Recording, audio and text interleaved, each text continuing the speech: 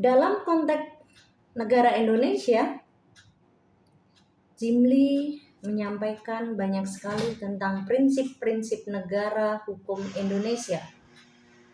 Yang pertama yaitu adanya prinsip supremasi hukum, di mana mengharuskan pengakuan baik secara normatif maupun empiris. Normatifnya tercermin dalam hierarki norma hukum yang menempatkan konstitusi sebagai otoritas tertinggi. Sementara secara empiris, prinsip ini terlihat pada perilaku pemerintah dan masyarakat yang patuh terhadap aturan hukum. Yang kedua, prinsip persamaan di dalam hukum atau equality before the law menegaskan bahwa setiap individu memiliki kedudukan yang sama di mata hukum dan pemerintahan, serta melarang diskriminasi kecuali dalam konteks tindakan khusus seperti affirmative action.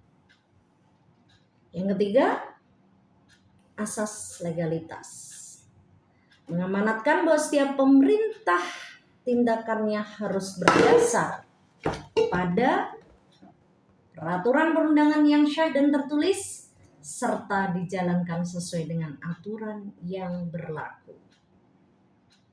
4. Pembatasan kekuasaan negara diwujudkan melalui prinsip pembagian kekuasaan secara vertikal dan horizontal untuk mencegah penyalahgunaan kekuasaan dan memperkuat mekanisme check and balances.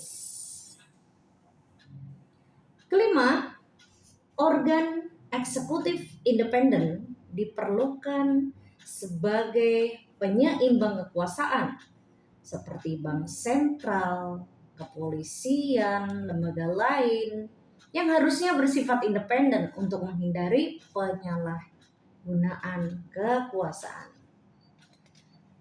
Selain itu, peradilan harus bebas dan tidak memihak pada poin 6, di mana hakim harus menjunjung tinggi kebenaran dan keadilan serta tidak dipengaruhi oleh kepentingan politik atau ekonomi.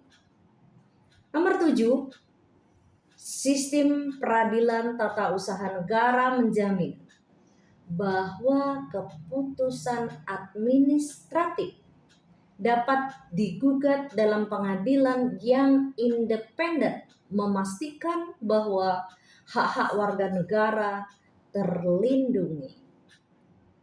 Yang kedelapan, mengadopsi gagasan Mahkamah Konstitusi bertujuan untuk memperkuat sistem check and balance antar cabang kekuasaan pemerintah dan memastikan demokrasi terjaga. 9. Melindungi hak asasi manusia harus dijamin melalui proses hukum yang adil sehingga negara dapat dianggap sebagai negara hukum yang sesungguhnya. 10. Prinsip demokratisasi menjamin partisipasi masyarakat dalam pengambilan keputusan yang mencerminkan keadilan bagi semua orang, bukan hanya kepentingan sekelompok tertentu. Yang 11, negara hukum berfungsi sebagai alat untuk meningkatkan kesejahteraan umum, mencerminkan cita-cita hukum dalam mewujudkan keadilan sosial. Dan yang ke-12, transparansi dan kontrol sosial diperlukan untuk memastikan bahwa proses pembuatan dan menegakkan hukum berjalan dengan baik serta agar mekanisme kelembagaan dapat diperbaiki demi menjaga kebenaran dan keadilan.